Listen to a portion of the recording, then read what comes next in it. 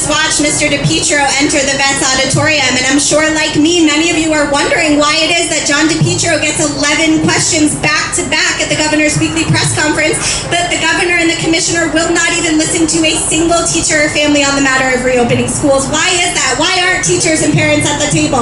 Aren't we the experts?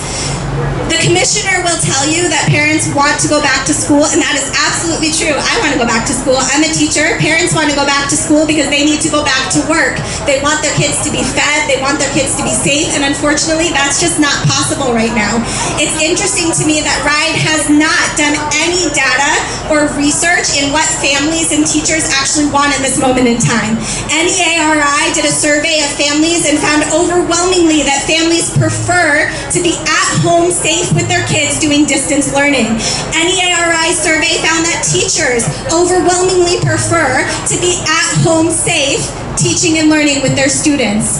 We did our own survey at Rhode Island Parents and Educators, who surveyed just as many people as NEARI, and about 700 times more people than the governor and the commissioner have surveyed, and found that overwhelmingly almost 80% of parents and teachers would prefer distance learning in the fall. Why is it okay that the commissioner and the governor cherry pick the few emails or the few families who feel like it's safe enough for their kids to go back and ignore the rest of Rhode Islanders who know that their school districts cannot keep their families safe September 14th? Why is that okay? I'm so glad that there are people who live in East Greenwich and South County and feel like they can send their kids back to school, and it makes me feel sad that again and again and again the attitude from our peers in South County is to ignore the majority of our Rhode Island students who do not benefit from the same school safety that their own families do. It is not safe for our children in Central Falls and Providence to go back to school. And if that doesn't make you upset that they're being asked to anyway, I don't know what's wrong with you. The governor is not even entertaining a conversation that a single school could go back to 100% distance learning. She hears the statistics that Warwick doesn't have adequate air ventilation.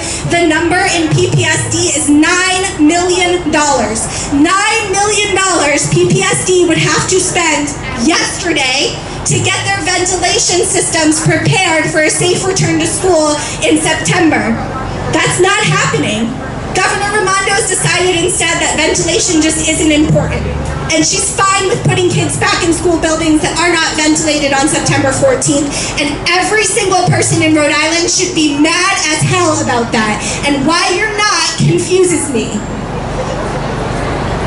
Our kids cannot afford to go back to school and bring the virus home to their families. That's going to affect every single person in this state. Providence is the largest sending district in Rhode Island. Teachers from all over Rhode Island teach in Providence. If I live in Coventry and I go teach my kids in Providence, the likelihood of me bringing home the virus back to my family and my community is huge. And it is ignorant to ignore the 19% positive testing rate in our urban districts where we're sending teachers to go teach and then sending them back home into their safer than that communities. It is not safe for any district in Rhode Island to go back. Dr. Alexander Scott has said that the number 100 cases per 100,000 people was especially chosen for Rhode Island because we just are so different than the rest of the state. Rhode Island has, Central Falls, the 16th, I think, 16th, 17th, top 20 most populated per square mile city.